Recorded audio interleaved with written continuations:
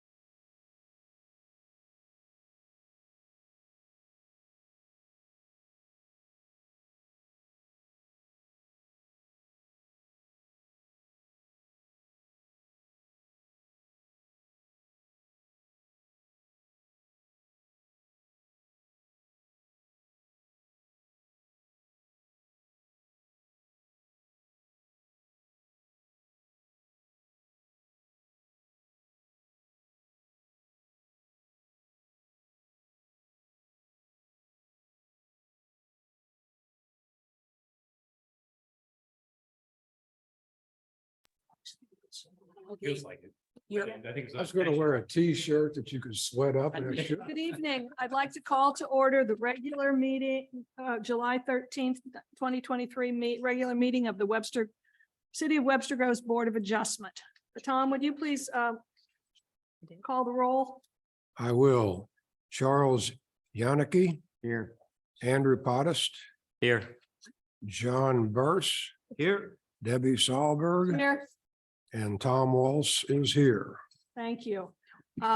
This evening, we have 3 petitions.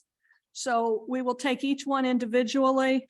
The order of presentation will be the city will explain the request and present their case. Then we'll ask for anyone who's in the audience or online who the petitioner, the applicant or their representative can speak. Then we'll ask for anyone else who is in favor of the request. We'll offer the opportunity for anyone opposed to speak. Then we will close the public session and the board will go into discussion and make a decision on that item. And then we will go to the next one. The proceedings this evening are recorded, so we'd like you to please speak clearly and one at a time. Like I said, we will vote tonight on your application for a decision. Approval will take 4 out of the 5 members. And we do ask that you not be redundant or repetitive in your comments. Tom, would you please read the powers relative to variations? When by reason of exceptional narrowness, shallowness, or shape of a specific piece of property as of September 20, 1956, or by reason of exceptional topographical conditions or other extraordinary or exceptional situation or condition of a specific piece of property, which condition is not generally prevalent in the neighborhood, the strict application of the area regulations of this zoning code will result in peculiar and exceptional practical difficulties to or exceptional and undue hardship upon the owner of such property. The board is hereby empowered to authorize upon an appeal related to such property a variation from such strict application so as to relieve such difficulties or hardships. Thank you. Would you please read the first docket? Docket 2390, a petition submitted by Chris Westmeyer for an application for variance from sections 53.196B and 53.196I of the zoning code of the city of Webster Groves. The applicant is requesting a variance of 6 inches from the maximum 4 feet allowed for a front yard fence in the side yard, front yard of a corner lot in order to construct approximately 115 linear feet of 4 feet 6 inches fence. The applicant is requesting a second variance of 6 inches from the maximum 4 feet allowed for a side yard fence in order to construct approximately 10 linear feet of 4 foot 6 inch fence. The property is located at 169 Parsons Avenue within the A3 10,000 square foot residential district. Thank you. Mr. Bontrager, would you like to start? Yes, the city would call Mara Perry to testify.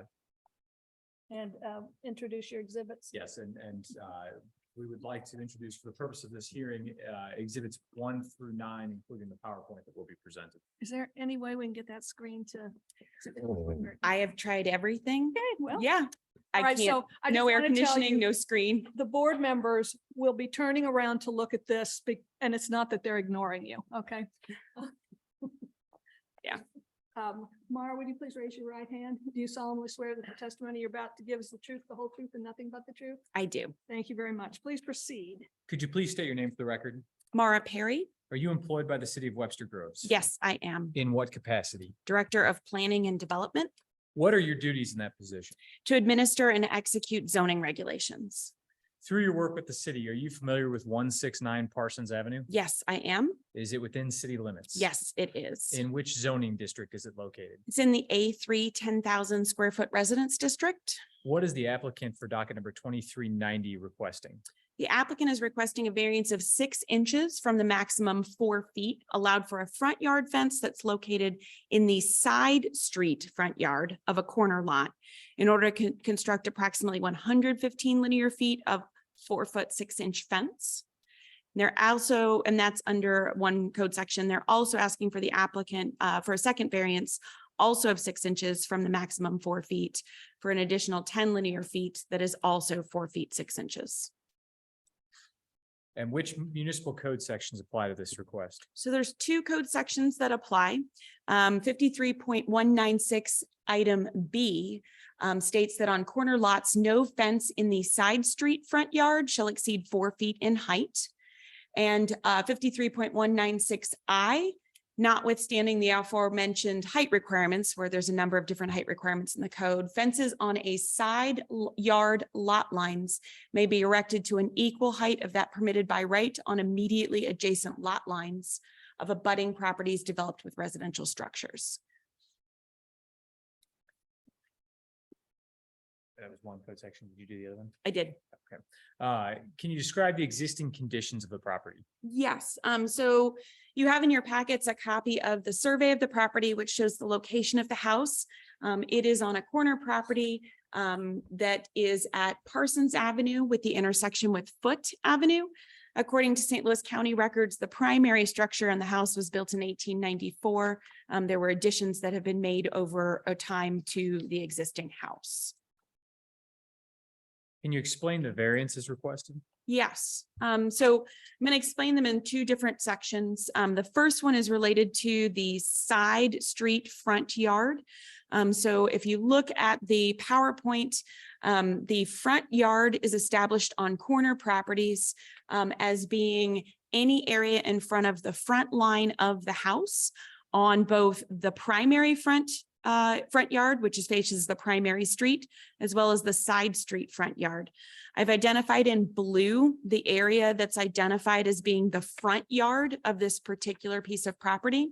It's established by using what's closest to Parsons Avenue to establish the front line that they can build within for a front yard fence, and then establishing the closest point of the side of the house that is closest to foot, which establishes the other front yard area. So the first variance is related to the area that's identified in blue, and in particular, the area identified in blue that faces foot. The second variance is related to the side yard, and the side yard is established as the portion of the side of the property or the side of the house, and it extends from the rearmost portion of the house to the frontmost portion of the house.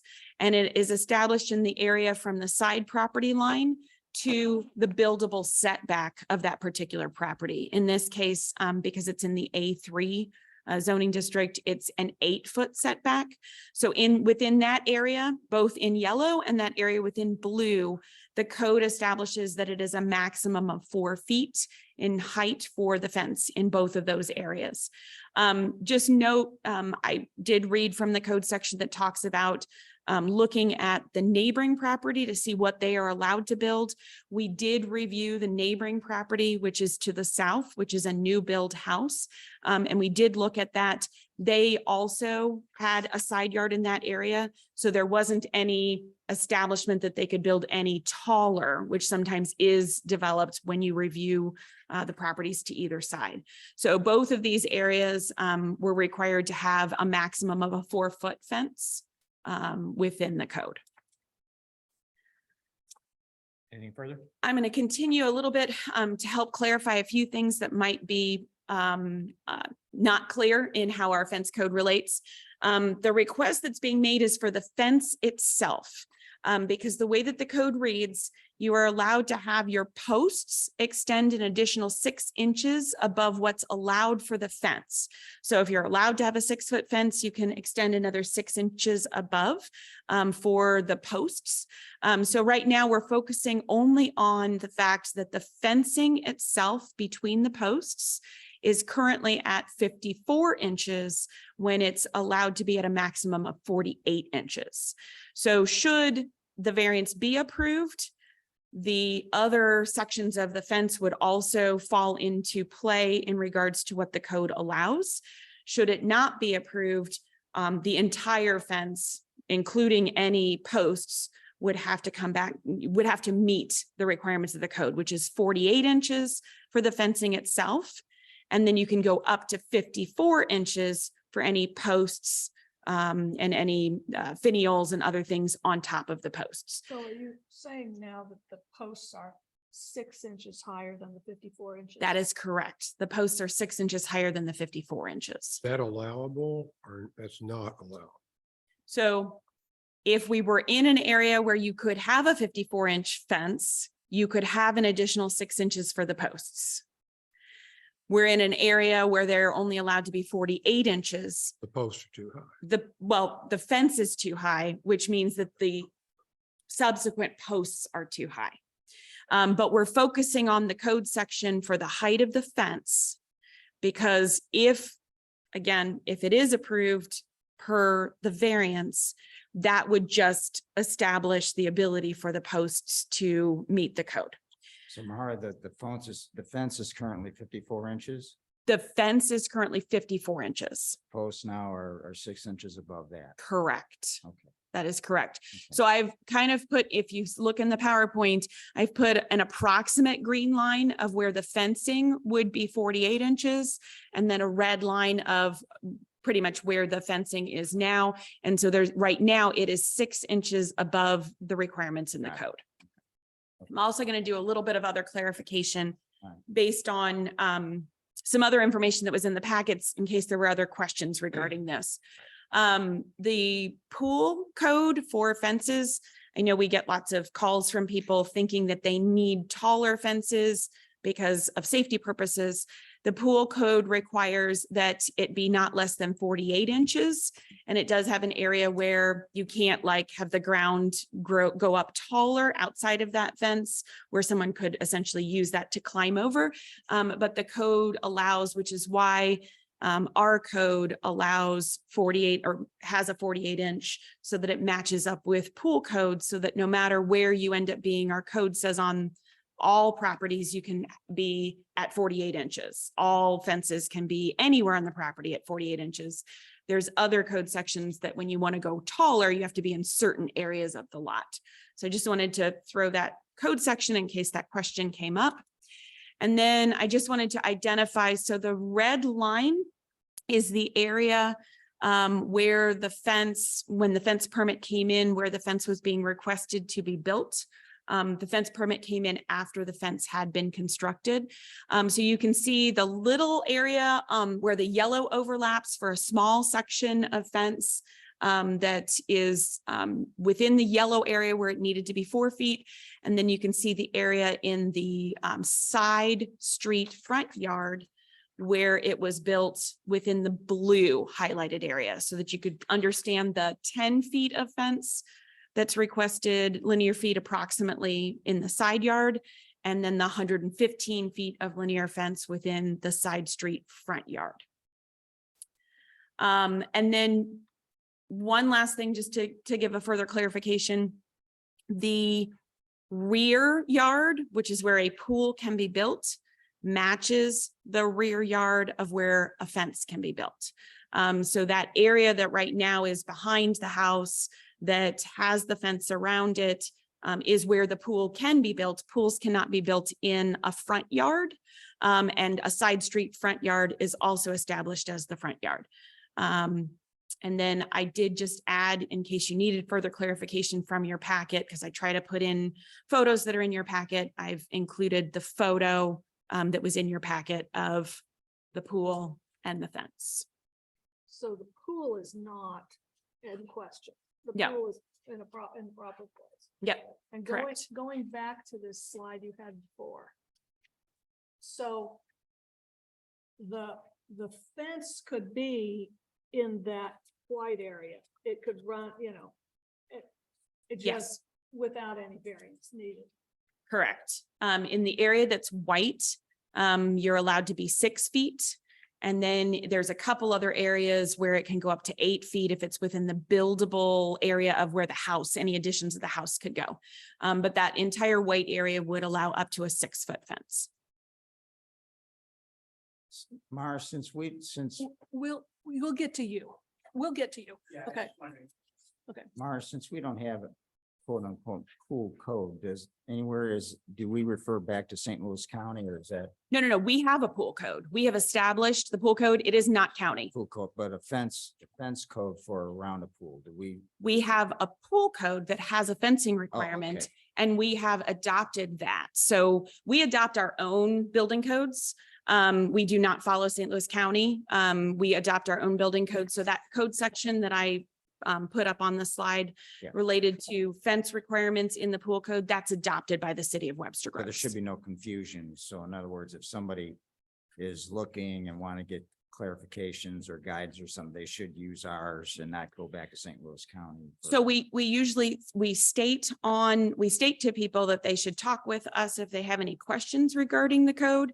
And then when the fence permit comes in, we verify that it meets both pool code and our zoning.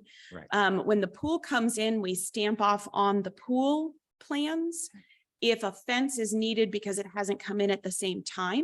Right.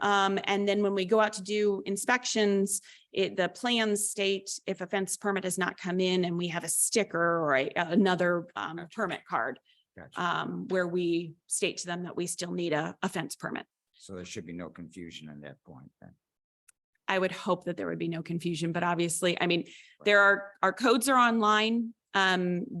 We always say to people to call us if there are any further questions. The entire building code is not online. No, I understand. Because that's so many books. Oh, yeah. But people can always come into City Hall and review the codes because Right. we do have the hard copies of all the books at City Yeah, Hall. because of various codes that were under IBC and IRC and all. that. Correct. Right. Okay. But we do adopt them separately and we do not refer back to county because all of our permits are through Webster. Gotcha. But the fence permit sticker was on what was returned. You need a additional permit for the fence. There's an additional permit needed for the fence. Question. Is the fence in question already built? Yes, that is That's what I correct. thought. I went by the property, So all the way around, it's already built. It's already been built. That is correct. The permit came in for the fence after the fence had been constructed. Does anyone else have any questions for Mara at this point in time? Okay, who's here? What's the, Let's go- yeah, yeah, I I'm do sorry, have a Andrew. question for Mara. Were all the improvements done at the same time, like the pool and the fence? Or is the pool been there for, This was, so the permit came in for the pool. That permit was issued for the pool. I know we went out and did inspections on the pool. And then I believe, the applicant might be able to timeline for some of that. I don't have all the details, but I believe our inspectors went out to do the inspection for the pool and didn't see that a fence permit had been obtained. And then a fence permit was turned into my office and I denied that fence permit because it didn't meet the zoning code. Yeah, I mean, based on the photographs in the packet, it looked like that the old fence was still up when the new pool was installed. Is that correct? No, I believe the photos that are in the packet are Google Street View photos. Oh, okay. So again, you can ask the applicant with what they put in their packets of Okay. the different photos. Okay. All right. Andrew, yeah, that answers my question. all right, who's here this evening for docket 2390? Would you please come forward? Please state your name and then raise your right hand. Chris Westmeyer. Do you solemnly swear that the testimony you're about to give tonight's the truth, the whole truth, and nothing but the truth? Yes. Thank you very much. Please go ahead and make your case. Couple points of clarification. Everything was done at once. All the projects, electrical, fence, everything was positioned to be done at once by a builder who's built often in Webster. Builds a lot of pools across the county. It's a combination of Just Pools and Whalen Custom Homes. They came in and did it. When you look at the pool code available online, it looks like it almost defaults back to the county because it does say higher limits are allowed for fences around things like parks, tennis courts, playgrounds, schools, commercial, anything that's not just a decorative kind of fence. And the county has a 48 and 54 inch. We're on a super busy corner with kids everywhere. When you sit at the pool, if you drove by it, we're like on display for everyone. Everyone can come by, they say hi, stuff like that. So it's kind of really exposed for people who want to jump over the fence, come in. It is completely different than what we had. And Charles, to your question, that was a Google screen shot to show you there was originally a 6-foot solid wooden fence that wrapped around there.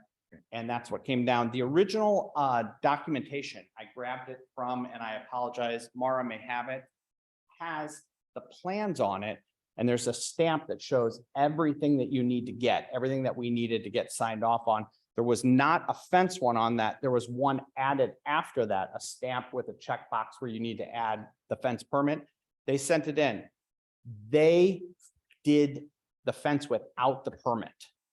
And then they backpedaled and went to go put it in, assuming it was all under there. Don't know why. But it was never put into the original plan.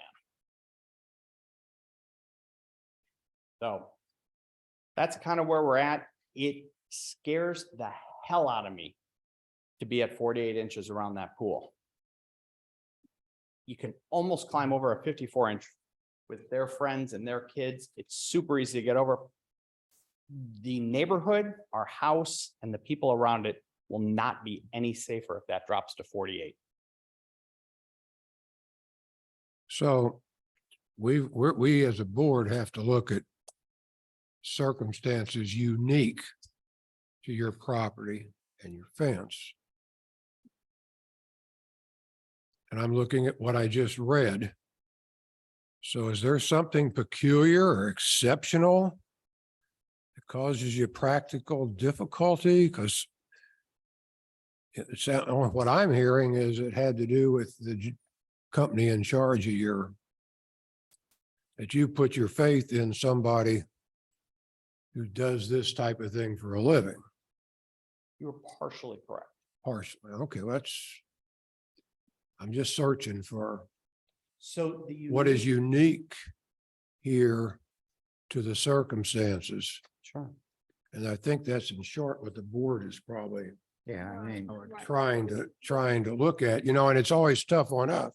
Because we've had other situations come where something has been built, not often, but it has happened, I think, if my memory's correct, but so that's what we're looking for, Tom, or I sort of, think, well, to Tom's point, we have to look at this as a hardship and where that hardship is. Mhm. And I think in your case, it's where your contractor, That's not the hardship on my part. The hardship is we are completely exposed. well, I went by your place. So more of a I security. I drove by your place Yes. a couple times and you're right. I mean, you can see from Foot Avenue in the corner of Way Parsons, back. you can see all the way through your site I to know. your neighbor. I know, And it's like you're on full display. I know. I wish you So- would have just left the wooden fence up.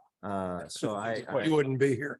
yeah, I know, so you try to do it better, but So yeah. I do know what you're faced with in terms of your visibility. But- I mean, I can see your pool. I Can can I see your chairs and your barbecue pit and. Well, come on by for a barbecue, but my question is this. If we had a traditional house and Mhm. it wasn't on a corner, we had to move the pool from the original plans that Mara saw. We moved and adjusted it right behind the house, because originally we were gonna move it over a little bit, but we couldn't. So it's behind the house. Any regular house, it wouldn't be an issue because no one can really see it. You can't, maybe your neighbors see it, maybe you see it here or there. We are just overly exposed on that huge wraparound side. Right. That it is uncomfortable. Yeah. Well, I- but I get it. but unfortunately, I live on a corner too. There's a lot of corners. Yeah, I do too. I mean, so that doesn't make it as unique as, Security doesn't make it a unique situation, because the security of having one behind your house where you traditionally have, where everyone doesn't see it and people won't violate it or hurt themselves in but there. my point is, the code says something unique to the property. And corner lots are not particularly unique. Well, then almost no property would be unique. Mhm. Everyone would have kind of a standard property. We have the hills, we have the rollingness, we have Well, everything. everyone else has. you haven't talked about change in terrain, so explain that. The yard goes like this, and then we leveled it out in the back, so it pops up a little bit right on that corner, and so we have it going like All right, this on what corner? on the corner of the foot side. So that fence is actually 2 to 6 inches out of whack on it, depending on where we are within that kind of flow back there, wherever they dug through. So it's as little as 2 inches out and as much as 6 inches out. Depending where you're standing and measure up. And you're only talking about the fence. We're not even talking about the piers. Not talking about the pier. I was talking about the fence. The piers are 6 inches off the top of the fence. Right. And there are a few of them that are 4 inches off the top, because the way the corner went and Mhm. the way the fence is attached to it, they dropped it down 2 extra inches. Because it's not a completely level piece of property. Where's the word? Comment, in our packet, do we have the wording on what our powers are? It's limited to. No, the- but Mark, could you put the uniqueness. slide back up with the powers of the board? Okay. Oh, sorry.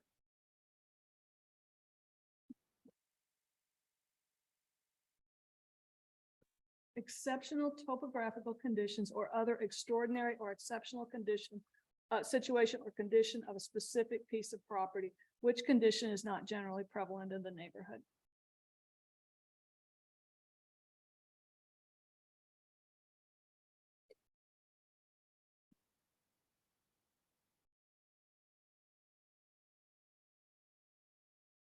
think what he's asking for is the other extraordinary or exceptional situation or condition of the piece of property related to the exposure to all of the traffic at his lot and the openness. Well, an extraordinary or exceptional situation. My mind could refer to a corner lot. Okay. It might stretch it. I need to think about that a little bit. You know, a lot of what you're saying, I think is true, but it could be debated. I mean, is Should a we few save this inches, yeah. part of the conversation Right, for right. Okay, now deliberation? let's ask Question. okay. I'm still confused as to what is the high point of the lot? Describe it to me. Probably the back corner to the neighbor on foot. Foot. It goes So up a little bit along the area on foot, towards the far back of the house. okay, so not the foot frontage, but back in the corner. That's the high part. I'm sorry, the part towards Foot Avenue. that Okay, corner okay. Right there, yeah. As you That's- drive along Foot, your Yeah, it's property sort of goes. Right when it ends and you see the neighbor's Goes house. down because you can see the pool. Yeah. There's no question about Yeah. that.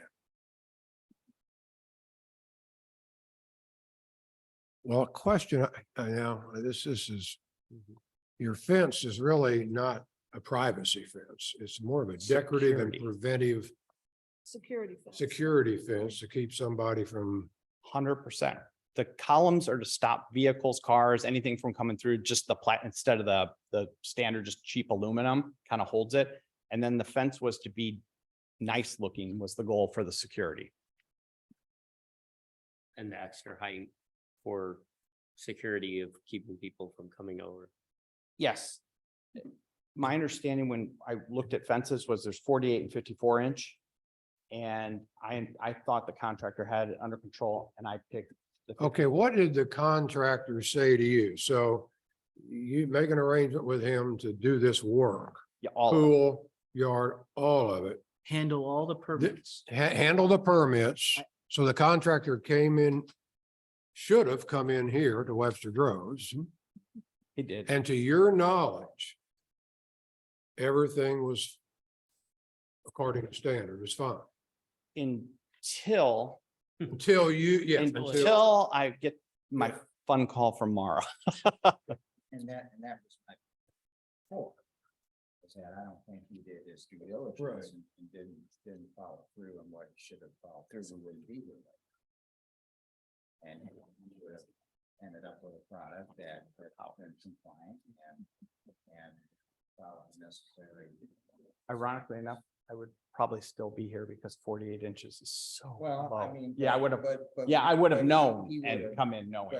But as the professional, Mhm. he would have, gone back to you and said, look, Yeah, we got it. this is Yeah. what the situation is, and you could have, and you could have come to us in the proper procedure and been able to make the decision prior to moving forward and building it, and we would have done this in the proper protocol and procedure. In a perfect world, yes, I'm sorry. No, I know. As a professional,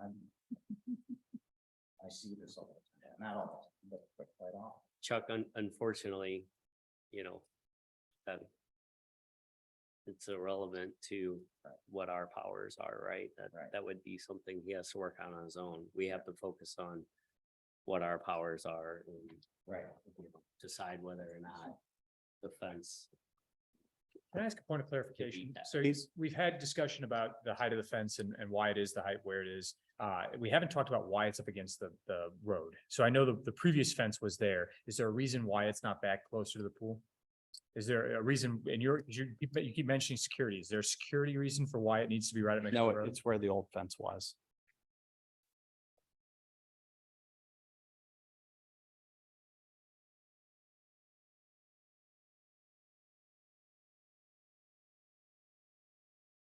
The thing we're wrestling with, I think, is we're looking at your property. I can see where you got a difficulty with the company that did your work. But we're focused on the property.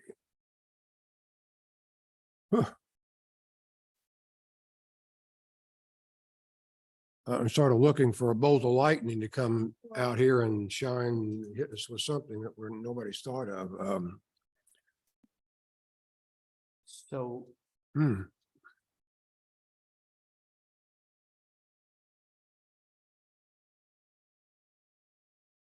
when I came in and talked to Mara, if you don't mind me sharing, I asked her, you know, what can we do with the situation we're in?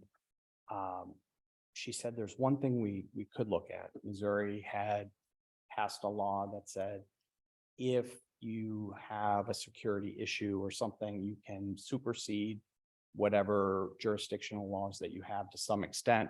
She called Peter and Peter said this doesn't apply to you. But is that right? I called Neil. Neil, sorry, called Neil.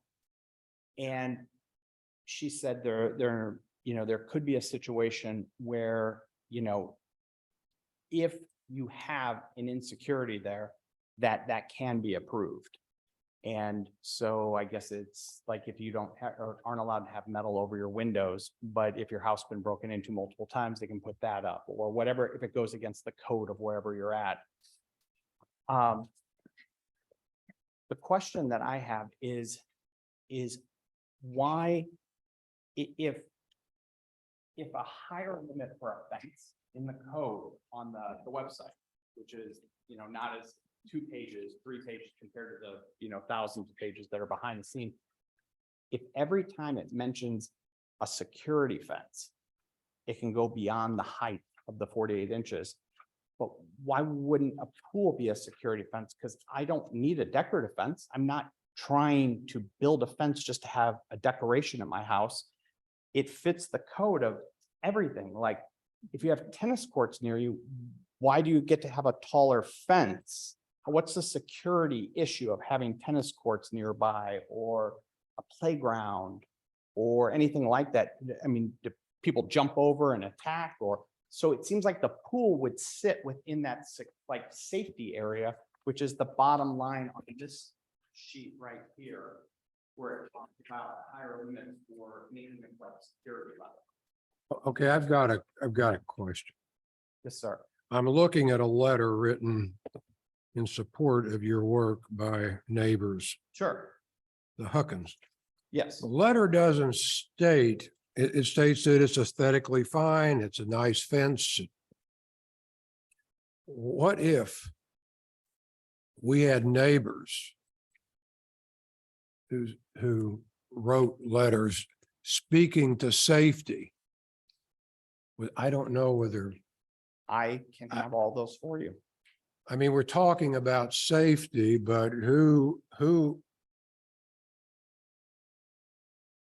who's defining it? I mean, if I was your neighbor, I might be very concerned that my kid got out of the house and ran over and jumped in the pool and something happened. So I would be concerned that you had a fence that could keep even older kids out and make it difficult. So to me, the safety provided by the fence, but even if you had 5, 6 neighbors write that, I'm not sure what the board could do, but at least it might give us a, I can have. am I every single off base? one. Correct me if I am, or, Every single neighbor will attest to it, and I can have letters to you tomorrow. Well, I I'll would- go- probably ask Mara. I don't want a bunch of people to go to a lot of work. So the city attorney stepped out briefly because, so the city attorney that I spoke with, Neil, had stated that there is a different definition of safety versus security. So pool code is a safety code. And I think Peter's trying to get further definition and discuss that with him to make sure that they're on the same page, because they're both our city attorneys. My understanding is that safety code, the International Pool Code, says that 48 inches is safe. It says that it is safe. Our codes of the zoning code allow you, if you look up on this area, to put up a 6-foot fence anywhere in that white area, which is where the pools can be built. So our zoning code allows you to have a safety of anything taller, a taller fence around a pool within the area where the pool is built. So we have our code that specifically says your pool can't go anywhere where you can't already, if you wanted to, have a 6-foot fence. So it really comes down to the question of the definition of safety, I believe, versus the definition of security, which is a question. The security issue is just related to fences in a change that the state of Missouri made. Many of the attorneys in the various cities are having a hard time debating what does it mean because of definitions. And so that's why I reached out to the city attorney ahead of time before the application for Board of Adjustment came in to find out if that applied in this instance. When I reviewed it with him, he said it did not because of the definition of safety versus security. Now, again, Peter has walked out and I think he's trying to ask that question. So I don't know if we want to pause for him. Oh, And one just point really quick is you had asked this before, Ms. Mara. There is no way on the yellow side to close the loop of the fence. Even if I was built in the white area completely, I still am out of code right with 12 inches. And I missed him, obviously, a small portion, but forgive me if this has been answered, but I suspect there is at least some sort of financial hardship that would be associated with having to correct this issue. Yeah. And that's not an insubstantial amount. It's a very large amount, but the main thing, at the end of the day, if someone ever got hurt on my property, if anything ever happened, it would wipe us out as a family. It would wipe it. None of that, matters. Yes, it will cost a small fortune to redo it. But the reality is just watching these kids, watching what's gone on since it went up. If it went down to 48 inches, I feel like I almost have to sit out there or have every motion detector like come on, or alarms go off all the time. It's kind of weird. I don't really wish I would have built a pool, and I wish I would have left the wood fence up and hidden it. But I screwed up. So safety would allow you to build a taller fence, long and short. Well, no, security. Security would, Because the pool code. The pool code states that it is safe at 48 inches. And our zoning code allows you, because pools can only be built in a rear yard. Our rear yard fence code allows you to go up to 6 feet. And then it allows you to have an additional 6 inches for the posts. And if it was inside the white inside, area. right, wouldn't it? I mean, we do have that issue, and you did, he did mention the issue over here on the side, but the main issue with the fence is, in my opinion, the Foot Avenue, though we have 2 variance requests before us.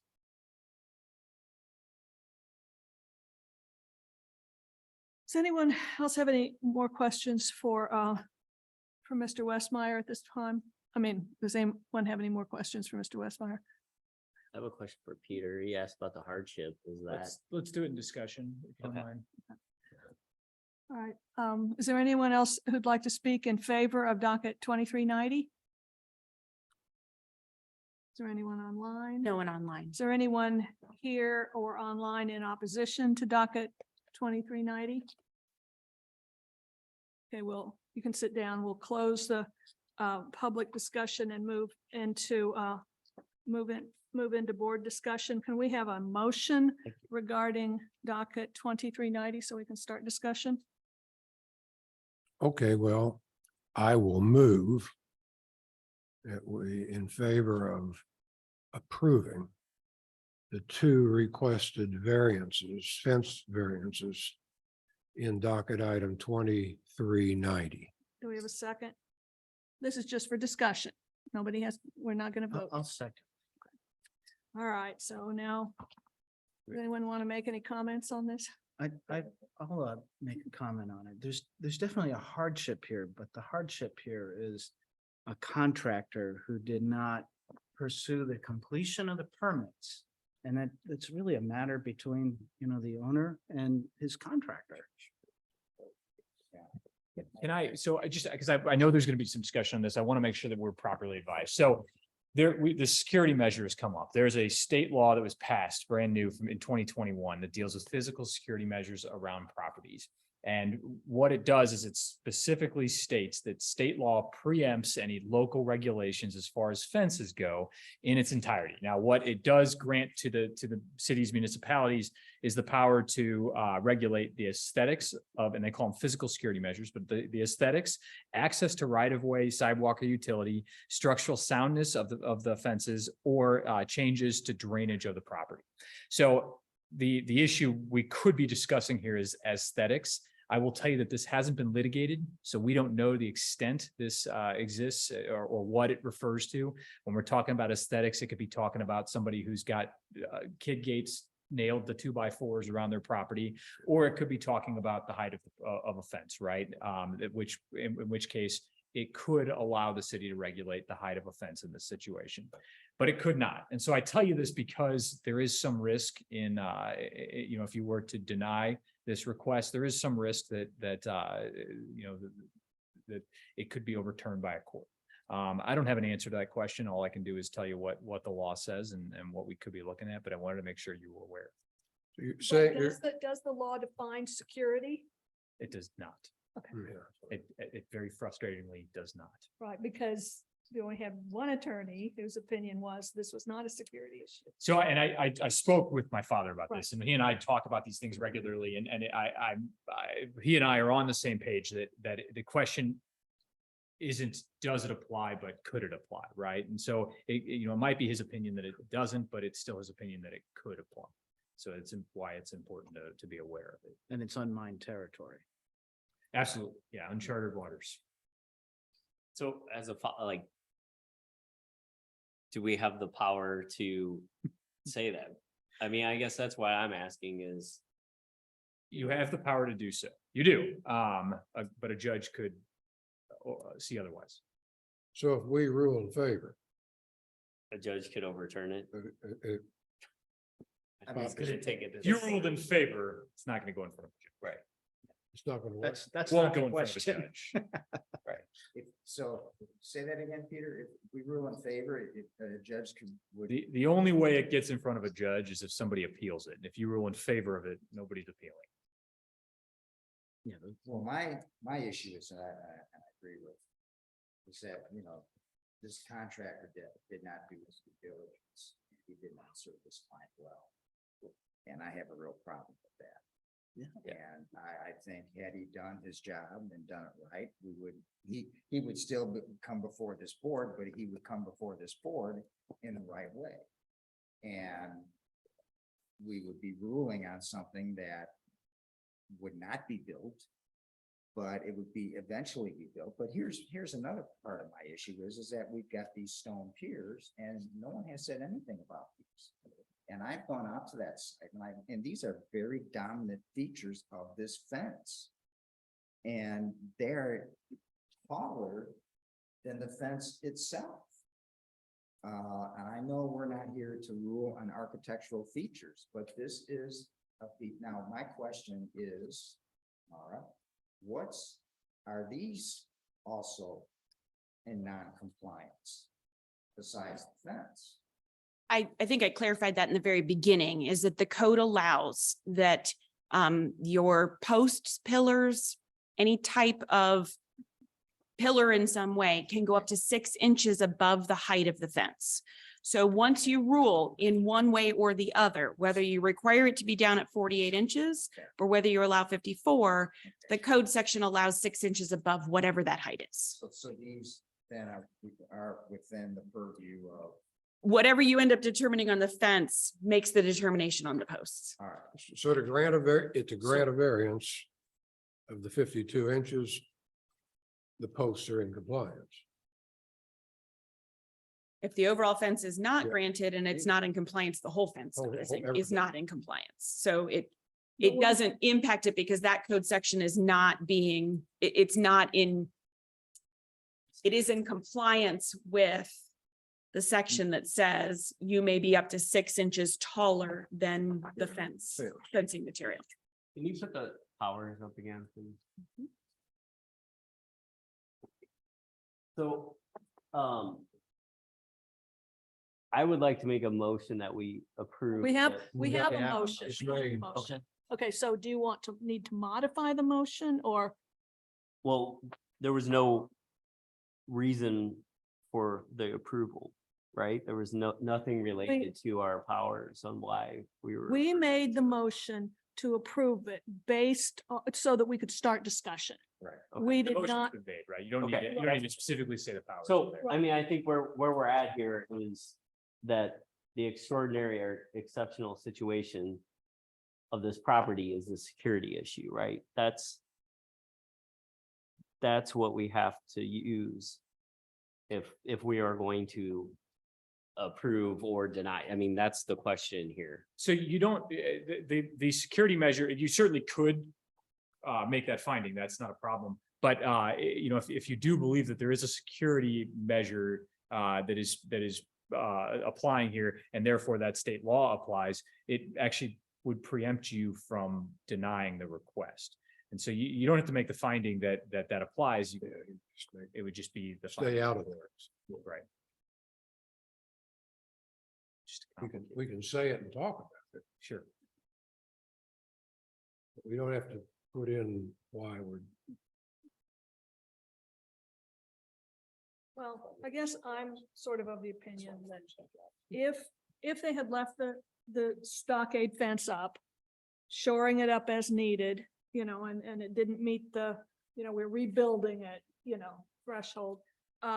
They could have put the pool within a stockade fence.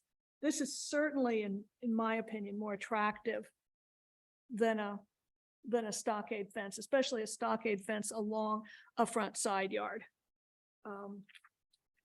I understand, you know, even in my youth, I was never able to scale a 6-foot high site-proof fence, but I knew people who could, you know, in their youth. I honestly think that you know, that this kind of fence for an athletic young man is probably scalable. Now, those aren't really the people that we're worried about with a pool code. We're worried about small children who would wander in or, you know, but I do see that there may be some security issue here, though I agree with you. It comes down to the contractor screwed up. Yeah. And is it appropriate for us to seriously consider a variance in the case that the contractor screwed up? You know? I think we're definitely here tonight seriously considering variance. And I think you raise a good. It comes down to that, because to me, safety is. You could get a group of teenagers in the middle of the night who decide we're gonna go take a dip in that pool and they're athletic and they can get over it, and you know, I mean, that's. And then you're You talking mean about a that's 10-year-old kid or issue? a 5-year-old kid keeping them out, it's different. Time you're talking about the security part. Yeah. Yeah, it's a I mean- security issue. I mean, it, And I think I'm meaning security safety, you know, because I don't believe that this fence is secure enough to keep really nefarious people, you know, that want out that want in, but it may provide the safety security for the people that the pool code is designed to protect.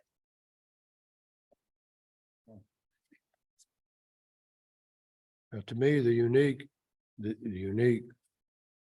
hardship relations of property comes down to the architect or the contractor that did the work. We haven't really talked about the second variance of 6 inches from, for the 10 linear feet of fence over on, you know, by the corner of the house. Do people, do we want to address that separately or, Well, yeah, I mean, I think my opinion of that one is that in order to be able to close the fence, regardless of where that fence would have been placed, they need to be into that side yard. So that's a hardship of the location of the The house and the shape of the lot? topographic and the Yeah. shape of the lot, right? That one's an easy one to me. Are we ready for the, to call the question on this, or does anybody else want to make any more comments? Okay, Tom. All right, all in favor, please say aye. Aye. Aye. Aye. All opposed? Tom, would you please hold the commission, hold the board? Charles Yanke. Aye. Yankee, I'm sorry. Andrew Pottas, Aye. John Burse, Aye. Debbie Salzberg, Aye. and Tom Walsh votes aye. Your request has been approved. You will need to see city staff during regular business hours for your next step, if there are any next steps. Yes. Yes. Tom, would you please read the next docket item into the record? Docket item 2391, a petition submitted by Tracy Collins of Farm Work Architecture on behalf of Michael and Elisa Schroeder for a application for variance from section 53.078N of the zoning code of the city of Webster Groves. The applicant is requesting a variance of 2.99 feet from the minimum required 5-foot west side yard setback in order to construct a detached garage located 3.01 feet from the west side lot line at the subject property. The property is located at 830 Providence Avenue within the A4 7,500 square foot residential district. Thank you. Mr. Bontrager, Yes, the city would call Mara Perry to testify. and the exhibits? Yes, and for the purposes of this hearing, we would ask that exhibits 1 through 9, including the PowerPoint utilized in this in Ms. Perry's testimony, be included in the record. Thank you very much. Please go ahead. Could you please state your name? Mara Perry. Are you employed by the city of Webster Groves? Yes, I am. In what capacity? Director of Planning and Development And what are your duties in that position? to administer and execute zoning regulations. Through your work with the city, are you familiar with 830 Providence Avenue? Yes, I am. Is that within city limits? Yes, it is. In which zoning district is it located? It's in the A4 7,500 square foot residence district. What is the applicant for docket number 2391 requesting? The applicant's requesting a variance of 2.99 feet from the minimum required 5-foot west side yard setback in order to construct a detached garage located 3.01 feet from the west side lot line at the subject property. And which municipal code sections apply to this request? Code section 53.078, item N. Accessory buildings may be built in a rear yard, but such accessory buildings shall not occupy more than 30% of the rear yard and shall not be nearer than 5 feet to any side or rear lot line. Can you describe the existing conditions of the property? Yes, in your packet, there's a survey with the existing conditions. The house, according to St. Louis County records, was built in 1905 and the garage was built in 1915. You also have a site plan in your packet, which identifies the footprint of the existing garage location, and it also superimposes the proposed garage location on top of it. And then just to clarify, accessory structure setbacks for a new detached structure are 5 feet from the side property line, 5 feet from the rear property line, and 10 feet from the primary structure. Can you explain the variances requested? So there's one variance requested in this particular property. I've outlined here in green the area that would be allowed or buildable area for any accessory structure. Again, it's 5 feet from any side or rear property line, and then they have to be 10 feet away from the primary structure. So you can see that green outline highlighted here. The proposal that they have made is that they plan to demolish the existing garage. They plan to build a larger detached garage, and they wish to put it again at the exact location where the previous garage had been located, which is only 3.101 feet away from the property line. There are a series of photos that were in your packet. The way that the code reads, you are allowed to, if you are less than 10 feet away from the structure, the accessory structure can turn and be sideways and entered from the side. It can go all the way back into the property if it needs to be accessed in that way.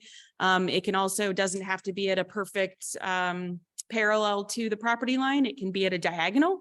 And there are other ways that designs can be done in such a way that it can fall anywhere within that green box, essentially.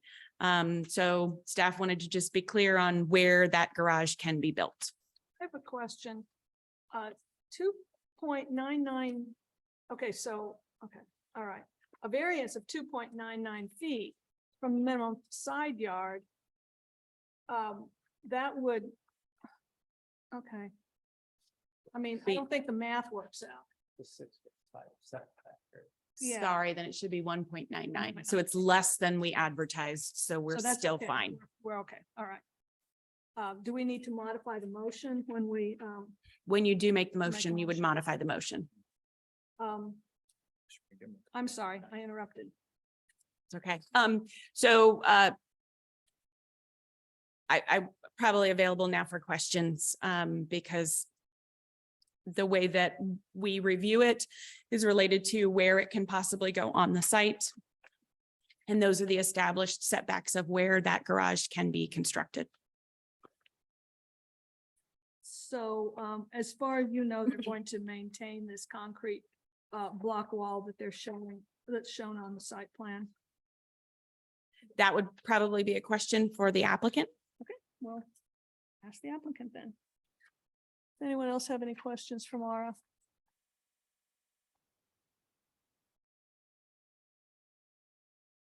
Okay, seeing none. Who's in favor of docket 2391? So I'm going to bring the architect on first. So hold on just a second.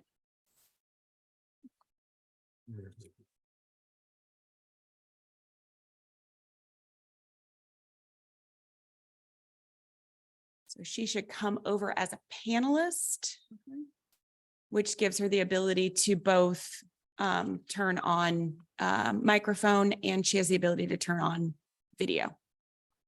Good evening. Hi, This is, Tracy. hi, this is Tracy Collins. I'm the architect on this project. Okay, would you please raise your right hand? Do you Yes, solemnly swear that the testimony you're about to give is the truth, the whole truth, and nothing but the truth? I do. Thank you very much. Please go ahead. Did you hear the question that I'd asked about the, I mean, when you get to it in your presentation, the concrete block retaining wall? Yeah, that you're seeing in that lower photo. The intention is that that will remain. And what we're faced against, so to give you a little background on the project, the owner is looking to create a detached garage, and in my write-up, you know, I call the existing structure a garage, but it's really a shed. It doesn't have a floor in it right now. It's a dirt floor. So it's not really very tight construction when you're thinking about storing something in there that mice and stuff can get into. But what we're looking to construct is a garage so that the homeowner can park a boat that is on a trailer within the garage and not leave it out inside, you know, out on the driveway for all the neighbors to see. So we want to enclose it and keep it protected, and also kind of get it out of the visual view of neighbors. Right now, the existing shed is, as you can see, already encroaching that setback. And we're hoping that we can construct this new garage in the same plane. So we wouldn't get any closer to the neighbor. We would hold that line of that existing structure where it is, and then build out a little bit towards the middle of the property. And we're looking at the location that we have shown because there's a feature that is, it's really beautiful in the backyard. There's a big 150-year-old American elm tree, and we've had a tree service come out and kind of guide us on what they're seeing about the health of the tree and how we could best construct around, knowing that the roots of the tree extend as far as the canopy. So you can see how with that dashed round line, that's where we would expect to encounter some roots. So we wanted to make sure that if we go ahead and do some construction here, that we wouldn't be impacting that tree. So that's the thing, that's our hardship, that we're wanting to save the view to the tree from the home. This was a selling feature for the owners that live there. So it's really important that we protect it. But we're also trying to give them, place for them to put their boat. So one thing that we're considering with the structure of the construction of the garage is that we would build it not on a typical stem wall, which is what you'd see with a normal garage. There's a concrete stem wall that goes to a footing. What we're gonna do here is put it on piers so that the impact on the roots would be as minimal as possible. In looking at what impacts that might have on neighbors, we did reach out to the neighbor to the right of this photo to make sure that they would be okay with us going over the setback, and they were. Whoops. And they've signed a letter saying that they were in favor as long as we didn't encroach anymore on their side. So.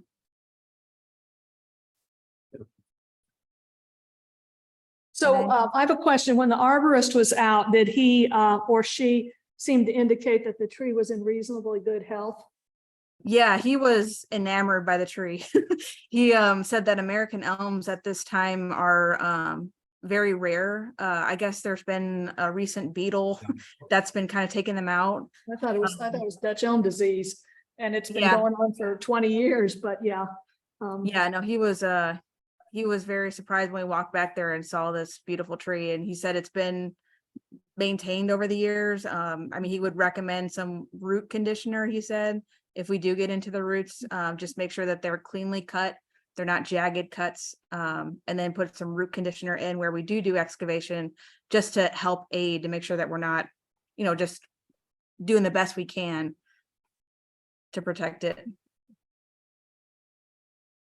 What then presents you with why can you not move the garage 1.99 feet closer to the center of the lot? What? Yeah. We were trying to keep away from that trunk, the tree trunk, as much as possible. So we're trying to trying to keep it away from the tree as much as we could. And then we also wanted to protect the view from the home. You can kind of see that tree is lined up with the rear of the house, and there's some good views from the home out. So we didn't want to, look out your window and see the garage. We wanted to protect the view so that you just see that beautiful tree. Tracy, I have a follow-up question. So regarding the opening of the garage, the garage door opening. So I think you stated that concrete wall was proposed to stay there. The concrete block wall. So the width that is available there, does that allow you to even have an opening if that garage was shifted over? Yeah, you make a good point, because when I was looking at that photo, when the question came up, it was really looking towards the other way, closer to the house. But I see that looking at this site plan that does kind of jog around. So we might need to scooch it over a little bit to make sure that we can get into the opening of the garage. So I think, what Andrew's sort of asking, and I'd like to know, is if you move the garage 2 feet further to the east, would that mean that the opening would, getting in and out through that opening would conflict with the retaining wall? Yeah, would it not allow you a wide enough opening to actually use the garage? Or more importantly, to back that boat on a trailer into the garage? Right, exactly. Yeah, to have a mean, turn right before you get in would be a little difficult. Right. 5 And- degrees to the And left. my understanding is, I realize that your client is anticipating using this for a boat, but this is gonna end up being a an oversized one-car garage, correct? This is not a two-car garage. It's not like you're doubling the, you know. That's the correct. garage Yep. Space. You're doing piers, how big are your piers gonna be? 12-inch diameter, 18-inch diameter piers? I'm sorry, I heard someone speaking, but it was a little muffled. Were you gonna do 18-inch diameter piers or 12-inch you- diameter piers? We haven't, I've kind of talked with the structural engineer about a strategy for this, but we haven't sized anything yet. I would expect for this size garage, probably 16-inch. Okay. The reason why I ask is I'm just wondering how you're gonna close off the bottom of the garage, whether it's gonna be a turn down slab or a grade beam or what you're gonna do there. Yeah, most likely a grade beam, but that doesn't go, as deep as a stem wall would, so we're still keeping it high. And the reason why I asked that too is along that edge there between the two properties, how that's gonna look and with that, closing that off between those two properties and that setback. So when you say closing it off, so you won't know that it's built on piers when you're looking at it. I mean, Okay. it will still be on grade, Gotcha. Okay. so there won't be like a hole underneath the garage or anything like Right. that. No, I wouldn't Yeah. expect that, but I just Yeah. wonder how you're gonna do that. Okay. Anyone else have any questions for the architect? Just to clarify then, we obviously are I here do on a believe the hardship. homeowner's there. I'm not sure if he's, Well, no, My- I'm asking if there's questions for you right now. Yeah, and this may be a question for the homeowner too, but the hardship you're claiming is based on that tree, the position in the lot. That's unique to that lot and it causes this plan that is before this board today. So that is the hardship. I'm waiting. I wanted the applicant to make that statement. Is that accurate? I'm sorry, can you repeat that? Right into this microphone. I just want to be clear that the hardship requested is based on this tree that is in the middle of the lot, the desire to keep that tree there. And the reason we're looking at the plan is based off of keeping that tree alive. Yes, that's correct. That's the driver for this project. Yeah, that is very important to the homeowner to keep this tree. So that limits what we can do on the property, given that it's right in the middle of their backyard. Isn't it also reusing the historic 1915 garage side yard setback? It's a pre-existing condition. It's not a pre-existing condition if they're knocking it down. Right. They're gonna build on it. It would be different. It's a good point. It goes away. All right. Does anyone else have any questions for Ms. Collins? Is there anyone, you said the homeowner was here, was online. Would the homeowner like to? Homeowners here in person. Homeowner, okay. Would you like to come forward and make some comments? I'm sorry. Would you please state your name and raise your right hand? Michael Schroeder. Do you solemnly swear that the testimony you're about to give is the truth, the whole truth, and nothing but the truth? I do. Thank you very much. Okay. Yeah, so just a couple of comments was, we're just looking to save the tree. We purchased this house in August of last year. The tree had a baby swing on it, so that was like the main purchase of it. We had a 6-month-old at the time, so. And then the narrowness, just moving that garage into more of the yard just takes it away and makes that turn into the garage a lot harder. Anyone have any other questions for Mr. Schroeder? Okay, thank you. Thank you. Is there anyone else in the audience who'd like to speak in favor of docket 2391? Is there anyone else online? Is there anyone who'd like to speak in opposition of docket 2391? Hearing none, seeing none, we'll close the public discussion and move to board discussion. Could we have a motion to approve 2391 based on a variance of 1.99 feet rather than the 2.99 feet? I make a motion to approve. Second. Okay. Well, Okay, I'm looking at looks like, I think on this one drawing we have, it shows, I believe it would be the canopy of the tree. Yes, that's, Okay, so we're now looking at 1.99, in other words, 2 feet instead of 3. well, no, it's a 2.2 foot variance. It's still gonna be at 3.08 feet. Yeah, of the property. But the garage is gonna go out 1.99. What I'm struggling with is, I love trees. But to go out 2 more feet. Me, I don't see the hardship. I really don't. You know, they could build off the current garage, footing. Not sure it has footing. It's a bare floor. There's. Yeah, Might be surprised. well, I mean, I don't know yeah, I don't know if they could or not, but. That would make. That's what I'm sort of struggling with or thinking about at the moment. Well, Tom, the reason why I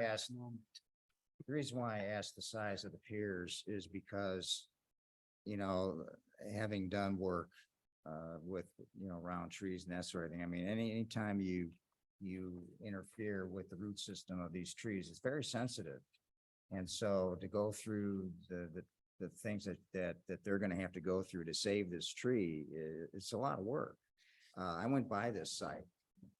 This is a Big tree, fantastic, yeah. oh my God, this tree is unbelievable. I mean, these photographs and these diagrams do not do this tree justice. I mean, this thing is just magnificent. And so, you know, if there's any way that you can try to stay away from the root system of this tree, I mean, is just what you have to try to do. So if they can minimize the size of the piers, the depth, and try to stay away from this root system, this is what they have to do to try to save this tree. And the fact that she is gonna have to design a foundation system for this garage on a pier, and that's why I asked what kind of, you know, are they gonna use grade beams to go around the perimeter of this, because they have to minimize disturbing the dirt that's around this root system. Because it's gonna shock the roots that are around this tree. And so, and not only that, I mean, the point about the garage door, I've done garages with big boats. And to get boats to maneuver in them, to get them into these garage doors, that's a feat, that's a trick. I mean, you're gonna have to practice a lot. Let me tell you. Yeah, just So- to add on to that one too. So if you go to I- the drawings, I that's gotta- a 12-foot Yeah, opening of the door. If you Yeah, move that I door, mean- if you move that door over 2 feet, then the opening's only 10 yeah. feet. I mean, to try to maneuver a boat to get into this garage is gonna be a trick. And so to move it even, to get it as far to that side, I would where it note is that- now, that being that, able to park a boat in your garage is not a hardship. This isn't specific to the people. It's gotta be specific to the property. well, well, I get that, but, you know, to save the tree, that's the hardship. Well- And that's what they're gonna have to try to do. And I think the way they're going about building this garage is the hardship. And I think that's the way they have to try to do that, what they propose. The boat is, right, I mean, that's true, that's secondary. But Well, how far is the back of the current garage from the tree? Do we well, they're know? not going any farther back with the back of the You're not garage. going, They're- you're they're going mov- sideways, yeah. They're moving the garage forward. but if they move the garage further To the center. to the center, they would probably have to push it back, and ultimately that would probably damage the tree, Absolutely, absolutely. possibly to the point that Right. it would not be savable. Right. Anyone else have any? Well, I just would say this, I think what we're saying is that, because we may get some others like this, where there's a tree or we're taking trees or Right. practical hardships. Well, Now, some trees are more valuable than others, I know that, but Webster's a city of trees. It is a city of trees, and I think that, you know, we have tree ordinances, tree requirements. you know, we Protect. limit residents' ability to take down trees when they, you know, and, you know, I mean, that's just a fact of, you know, a fact of Well, life. to It's- do any construction in the city of Webster Groves, you have to protect the tree. Right. Correct? I mean, you got to provide protection for that and you have to go through that whole scenario, You don't have to do So, anything with it. you know. Anyone else have any more comments before we call the question on 2391? All in favor of docket 2391, and it is a variance of 1.99 feet, please say aye. Aye. Aye. All opposed? Would you please poll the board? Charles Yankee, Aye. Andrew Pottas, Aye. John Burse, Aye. Deb Salzberg, Aye. and Tom Walsh votes aye. Your request has been approved. Please see city staff during regular business hours for your next steps. Thank you. Tom, would you please read the next docket into the record? Next docket is docket item number 2392, a petition submitted by Michael Blaze of Blaze Architects on behalf of Matt Midden, owner under contract for the application for variance from section 53. Sorry, you missed the address.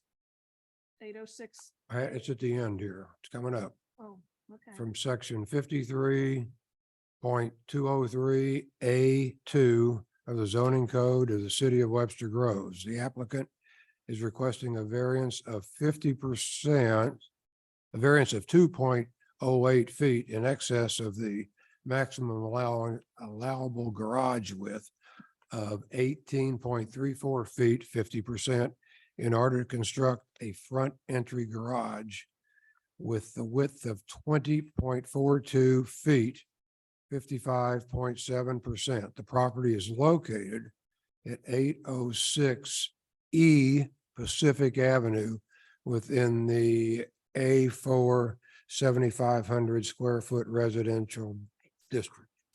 Thank you. I'm sorry, I was reading from. That's From okay. something Keep else. me from going to Mr. sleep. McGregor, would you please go ahead? Yes, for the purposes of this hearing, I would ask that exhibits 1 through 9, including the PowerPoint which be utilized during the testimony, be included in the record. Thank you. We would ask Ms. Mara Perry to testify on behalf of the city. Go ahead. Could you please state your name? Mara Perry? Are you employed by the city of Webster Groves? Yes, I am. In what capacity? Director of Planning and Development, What are your duties in that position? to administer and execute zoning regulations. Through your work with the city, are you familiar with 806A East Pacific Avenue? Yes, I am. Is it within city limits? Yes, it is. In which zoning district is it located? It's in the A4 7,500 square foot residence district. What is the applicant's request in docket number 2392? The applicant is requesting a variance of 2.08 feet in excess of the maximum allowable garage width of 18.34 feet, which is 50%, in order to construct a front entry attached garage with a width of 20.42 feet, which would be 55.7%.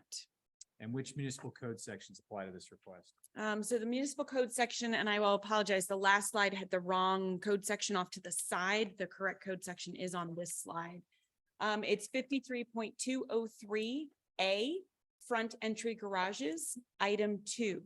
For single-family dwellings with front elevation widths less than 44 feet, garage width shall be limited to a maximum of 50% of the front elevation. Can you describe the existing conditions of the property? Yes, this property is currently a vacant lot. It had been over the years, operated by someone as sort of a business with storage of junk and other vehicles. There was some items that were on the property. It is always been labeled as 806A. Just for reference, 806 is to the east of it and 804 is to the west of it. So there really is no other address that can be obtained other than 806A East Pacific. The property is being sold and the purchaser is wanting to put a single family residential structure onto the property. The code does allow, as it is a legal lot, that you can build a single family structure. You do need to meet all of the codes within the zoning regulations. So I'm going to go into the code section to clarify a little bit more. In your packet, you'll see they had a first floor plan and a front elevation as well as a rendering. You'll note, so the way our code works, the front entry garage regulations state for smaller structures that you cannot be more than 50% of the width of the house is allowed to be your garage, so that the overall architectural elements, that at least 50% of the house is the remainder of the front of the house, and then the other 50% is for the garage itself. Due to the particular width of this lot, in order to meet the proper setbacks, if they wanted to do a garage, they would be limited to 18.34 feet for their width. They are requesting to be at 20.42 feet for their width. I'm going to note that in the packet, if you look at the site plan, a side entry garage is an option that the applicant can look at, as well as a detached garage is also an option. So all options, including front entry, are allowed within the code. I'm going to also note that the setback for the rear yard is incorrectly drawn, and the front yard setback, I could not determine if it was correct because the survey they provided to me did not have the houses on either side so that I could establish the front yard setback.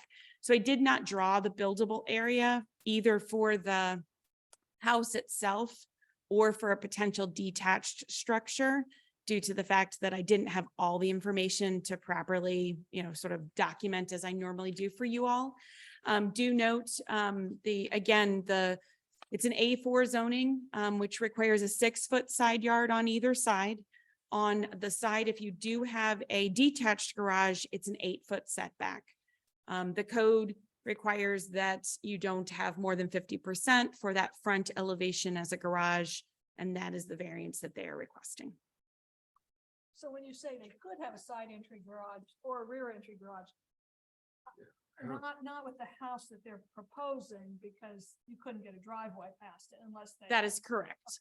But what I'm stating is that there are many other elements of the code. Front entry garage is not the only thing that can be done on this particular piece of property. But, With a different house plan. With a different house plan, you can do other designs that will still allow for a 2-car garage. now, How wide is the lot? 52.3, is that what I'm seeing? Yeah, and it does have an angle to it, Yeah. which is the same for many of the other lots on that particular street. So there are quite a few. They all go at an angle, as you can see in the aerial photograph. now, this house meets the other code requirements as far as side yard setbacks. There's no question about the front yard setback. There's no question about it at this time because I haven't been able to review it for the Architecture Review Board. The only thing they were requesting for a variance was the width of the front entry garage. And there's no, and a front entry garage would be permitted at this location. We ran the calculations. It does meet the ability to have a And- front entry garage. And the garage is, while the garage is set further than the house proper, it's not set further. It meets forward the other code than- section for for so front entry garages, Okay, correct? okay. Correct. The question is the width, which is 50%, maximum 50%, and they're proposing more than 50%. Correct? Correct. Anyone else have any questions? It appears that Mr. Blaze's letter doesn't make any sense because it talks about, I don't know. Okay, but we won't worry about his letter. Okay. Anyone else have any questions for Mara on this? I may just maybe a comment on what Mara said. So you could build a different type house with a different type of garage. You could make a narrow house, I guess, and have a driveway go down and you could build a garage in the backyard or. You know, I'm just. Don't think that's practical, But that's not really. for but us to that's not decide. part of the That's- question, no. Does anyone else have any questions for Maura? Who's here in favor of docket 2392? I'm. from Okay, there. we'll do one at This- one this- at a time. We're Okay. from Blaze Architects. So Please state your name and raise your right hand. Ben Ellerman from Blaze Architects. Do you solemnly swear that the testimony you're about to give is the truth, the whole truth, and nothing but the truth? I do. Please.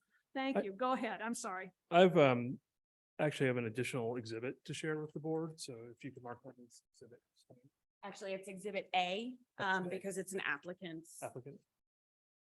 And one of the things the board asked about was the width of the lot and parallel between the side yard setbacks, it is 50 feet for that distance. So once we subtract 12 feet, we're left with 38 feet of width.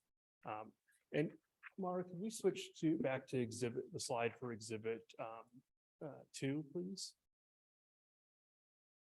Or no, next one, yes, that one. Okay.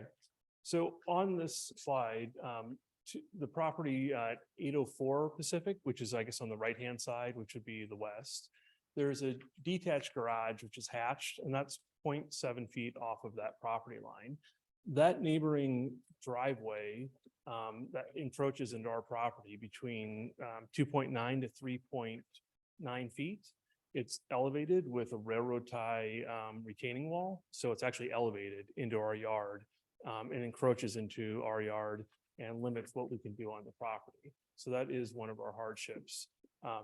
The fact that that's elevated and the neighboring, it's used by the neighbor to actually access their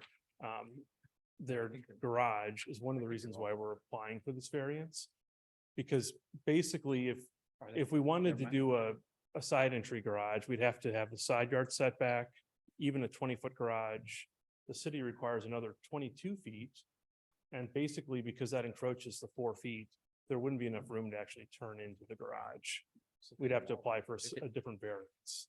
Can I ask for a clarification on you said that there's an encroachment, so is on the right property line? That dashed that line, Dashed line is where the actual property line is. correct, But right. because they have infrastructure that encroaches that, it's sort of become their property, right? Correct. They have an elevated retaining wall or elevated driveway with a railroad tie retaining wall. That's correct. So it limits the width of the lot even more. So Basically, it takes a 50-foot wide lot and reduces it down to 46 feet of usable space for 77 feet of the length of the lot, correct? So if we decided to build, so the side yard entry, I really don't think we'd actually have room to do it. We'd be here for a different variance because we'd have to have less than the 22 feet required turning radius. So we'd have to go for a different variance. But if we did the rear, like a detached garage, pretty much, we actually drew a version of it. Pretty much most of the yard would be paved. And it would be an extremely long shotgun house. So I can share this with the board, but if you look at how long this would have to be, we'd have to be a couple feet off of the retaining wall, just so we're not driving right next to the retaining wall. 10-foot drive all the way back, and pretty much the entire backyard is paving, which would be not an ideal situation by any means to do that.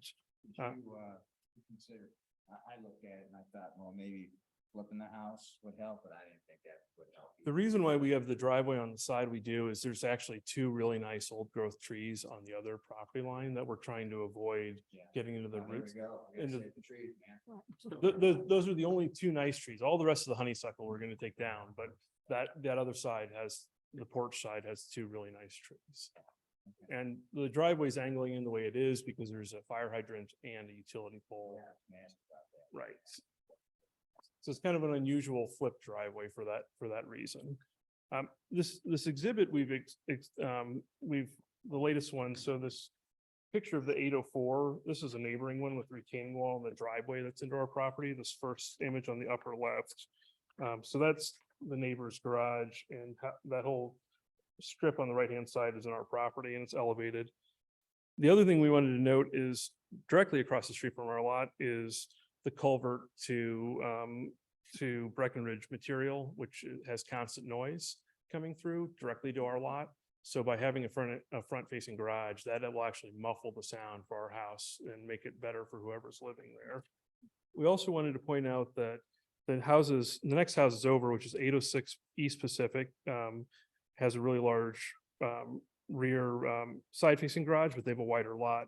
But both 808 and 810 Pacific have two large front facing garages. So it's prevalent in the neighborhood. And then a block further to the west at Webster Crossings, there's a whole subdivision that has 6 front entry garages. So this design is this 2-car front entry garage is a prevalent design feature in this neighborhood. Yeah, I drove by that site. It is, it's extremely rough. That's correct. So on an 18-foot wide garage, can you get 2 cars in that? No, we cannot. And so one of the things I wanted to point out with our drawings is we have a stone half wall. So we're asking for 2.08 feet because we're 36'8" wide and 50% of that. We could remove those stone walls, veneer, and actually only ask for 1.75 feet if the board would prefer. And then keep our frame part of our garage the same. But our garage is only the frame part of the garage is only 19'9" on the outside, which is less than the standard 20-foot width. And on the inside, it's only 18.5.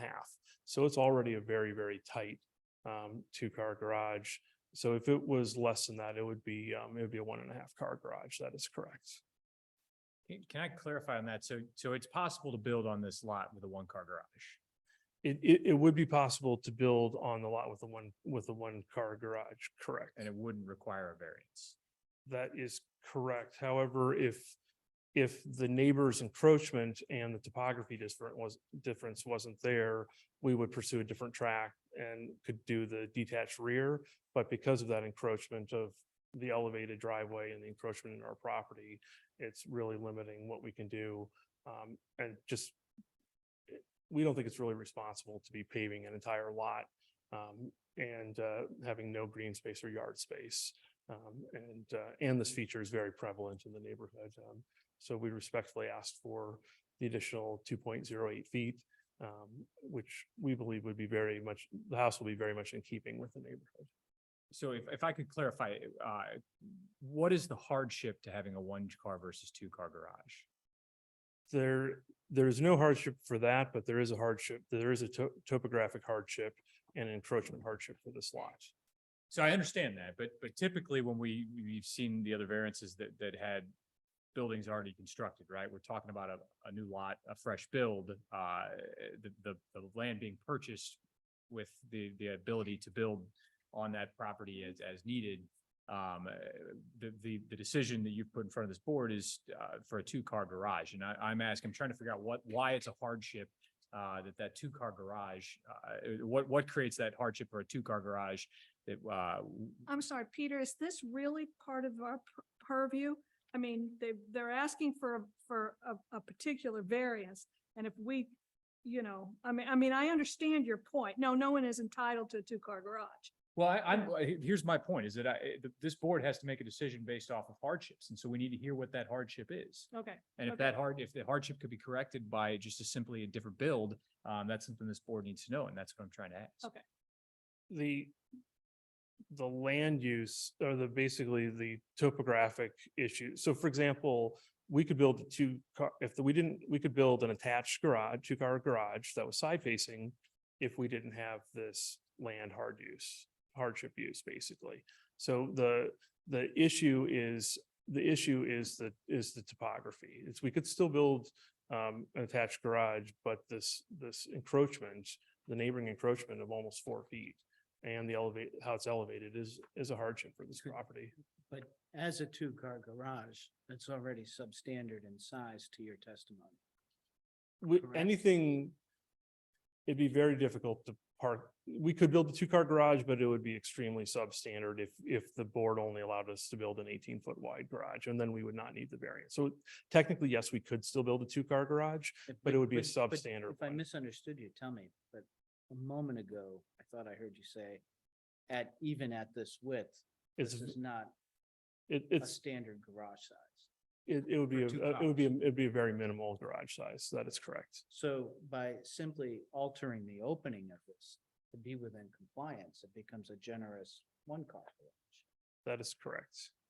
A very generous one.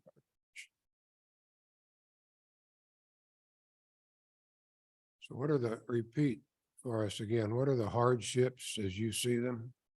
The hardships are topography and the neighbor. How is the topography? Because that neighboring property is raised and The elevated. encroachment in the The- neighboring, okay, Right, there's a retaining wall. There's a railroad tie retaining wall okay. and which is elevated. And there's that encroachment to over 77 feet long that goes from 2.9 feet to 3.9 feet in the property. And then it's a narrow lot. But you could, if a variance isn't granted, you're going to put in a one-car, oversized one-car garage, is what you're saying, right? That would be a possibility. Well, I mean, if there is no variance involved here, what's the width of the garage you would put in? Well, we, 18, right, that we would put in What- the what- allowable, the 18 feet allowable width. the 18.34 feet. So that would be a oversized one-car garage, for lack of better term. Correct, but the neighborhood as it wouldn't be out of keeping with, so one of the things the board is to look at if something is out of keeping with the overall neighborhood and would create any harm to the rest of the neighborhood. This is totally in keeping with the neighborhood, going up and down the street in both directions. There are front-facing two-car garages on these homes. So it's very much in keeping with the neighborhood. I don't think the question is whether or not the front facing garage is within the keeping of the neighborhood. I think the question is whether or not the size of it, right? So The width of it. I don't think we have any context on what everybody else has here. So, I guess to ask again, what is the hardship if the variance isn't granted to the width of the garage? What's your, Well, the hardship is basically, we'd have to get two-car parking spaces that are covered. We'd have to we'd have to pretty much pave the entire lot because that encroachment is reducing the width of our lot to get back to it. So that's. So to what we- build a two-car garage, you'd have to do it, what, in the backyard or behind the house? And that's why you're saying. And pretty much pave the entire side yard and most of the rear yard, which, given how important stormwater is in Webster and all the requirements we're going through, the civil engineers and trying to keep permeable space, it doesn't seem like a very responsible thing to do. Well, we're once again looking at the property. And what you can do, and you're asking for a variance so you can do more. But we're only asking for it because of this encroachment. Yeah. Correct. Does anyone else have any questions for the architect right now? Okay, thank you. Thank you. Okay, please state your name and raise your right hand. Matt Midden. Do solemnly swear that the testimony you're about to give is the truth, the whole truth, and nothing but the truth? Yes. Thank you. Please go ahead. I just want to reiterate what Ben was saying. There are larger garages on the block as well, right? On the street. Okay, so I think that point got missed is that the other garages he was pointing out on the street are wider. So our wider garage will fit with the rest of the neighborhood. I think there was some miscommunication on that the rest of the garages were, the current code, but they are larger garages. So our proposal will fit with the rest of the neighborhood. And as far as doing a detached garage, there is a 0.9 feet off of the park. So the garage in the back of our neighboring lot is only 1 foot off the property line. So if we did a detached, it'd be hugging up against the other garage. I appreciate really the inclusion of all these precedents, but many of these are wider lots too. And I believe that some of the front entry garage rules were adopted after 2004 or something like that. So, some of these houses may predate those, specific requirements, or maybe cause the city council to approve those specific requirements. Interesting. I mean, that's neither here nor there, but I mean, that is, you know, that is, the reality here. As far as building a one-car garage, I mean, the rest of the neighborhood has larger houses, comfortable two-car garage. I think if anyone were to buy a large house, you'd want a comfortable two-car garage. I don't know of anyone building one-car garages, especially newer building Webster Groves. So, you know, there's no point in building a luxury house that matches with the rest of the neighborhood, and only have a one-car garage. That would lower the value of the property and the rest of the neighborhood. Just to clarify, you purchased or you're under contract to buy this house, knowing full well the dimensions of the lot. Correct. I own, so when we submitted this, I was under contract. I own the lot now. I own it. And the hardship claimed is that a two-car garage versus a one-car garage would be a hardship in this case. No, we're not claiming.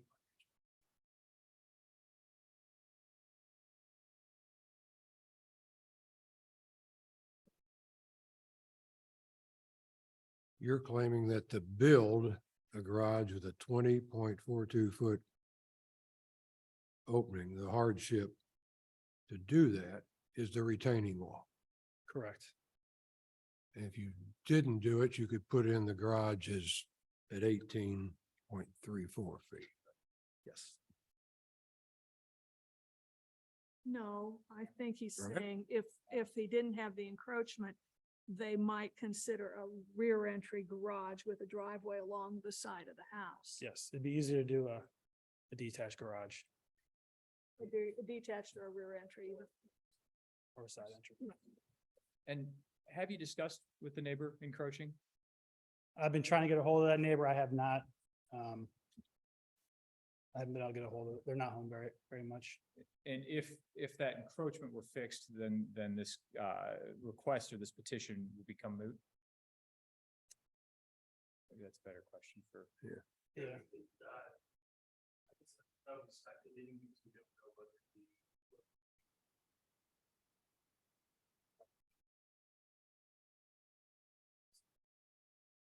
Well, if I'm looking at this correctly, look, they're not going over the 6 foot side yard right now, is that correct?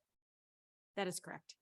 So that's not the issue. The issue is garage and being over the allowable width of the house.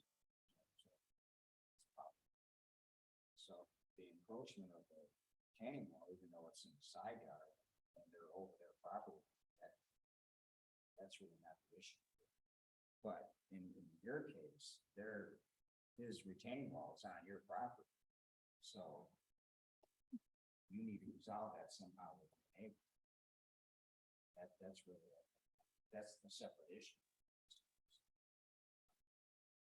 So.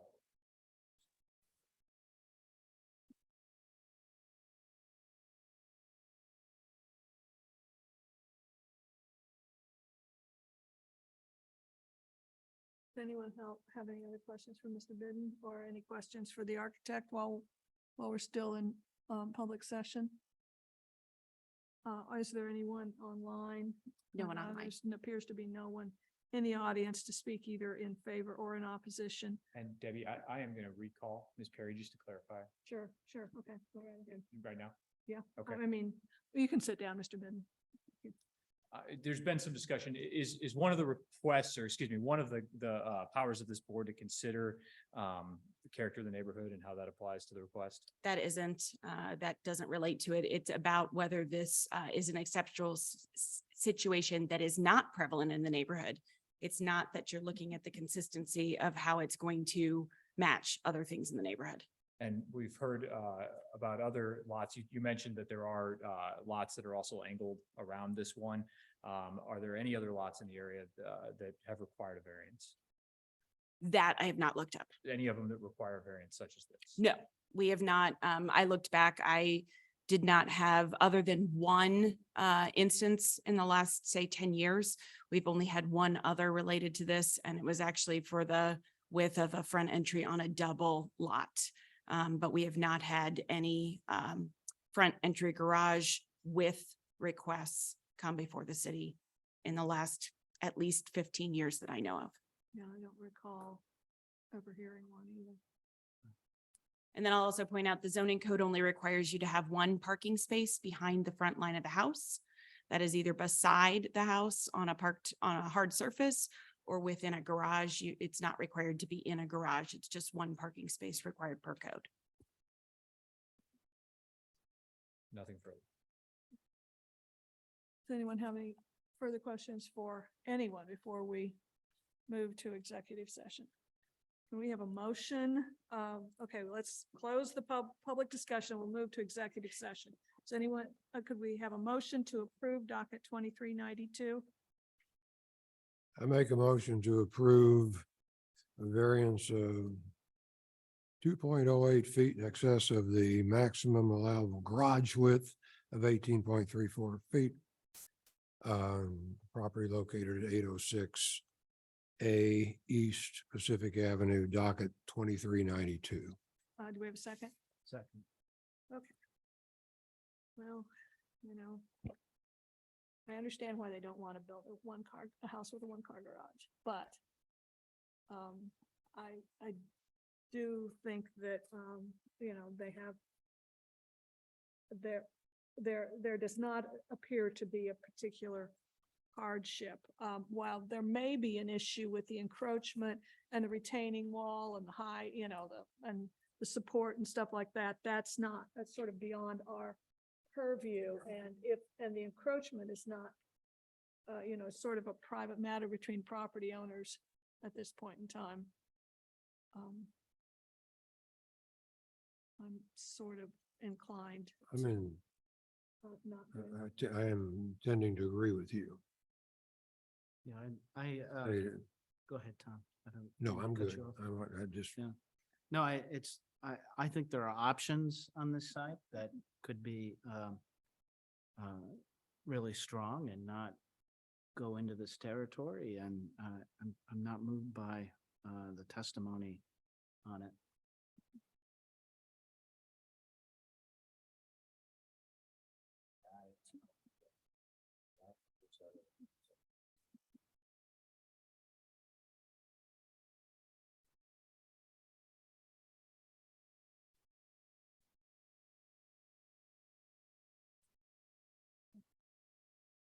You want to make a comment, Andrew, or you want to just call for the question?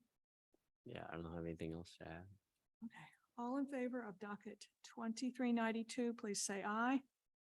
All opposed, please say nay. nay. You please poll the board. Charles Yankee, Andrew Pottas, Nay. John Burse, Nay. Deb Salzberg, Nay. Tom Walsh, nay. I'm sorry, your petition has not been approved. Please see city staff during regular business hours for your next steps. Thank you.